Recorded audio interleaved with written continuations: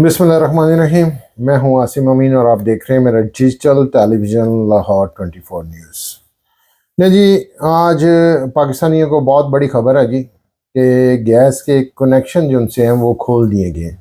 ये तो एक बहुत बड़ी खुशखबरी है, लेकिन बदकिस्मती ये है कि गैस के जो कनेक्शन खुले हैं उस न्यू कनेक्शन के लिए 50,000 रुपया फ़ीस आपको देनी पड़ेगी। उसके अलावा ये जो गैस है वो इस तरह नहीं है जो आम रूटीन में घरों की गैस आती है और उसका बिल फिर भी अब लाजमी बात है कि 100 गुना बढ़ चुका है।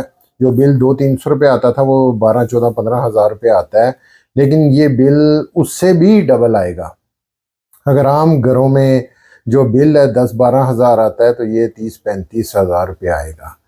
तो 2019 को जो कनेक्शन बंद किए थे क्योंकि गैस की किल्लत थी, उसके बाद आज 2025 में ये कनेक्शन खोले जा रहे हैं।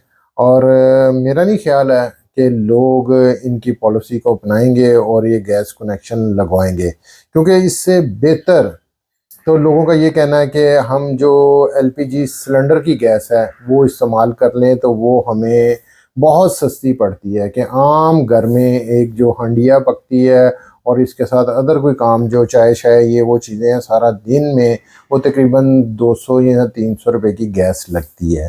तो मैं समझता हूँ कि ये इससे अच्छा तो हुकूमत ना ही गैस का कनेक्शन खोलती तो बेहतर था।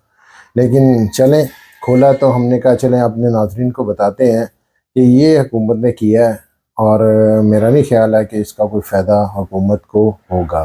ये था जी आज का मेरा प्रोग्राम। कल एक नए प्रोग्राम के साथ आपकी खिदमत में हाजिर होऊंगा। अपने मेज़बान को इजाज़त दीजिए। अल्लाह निगहबान।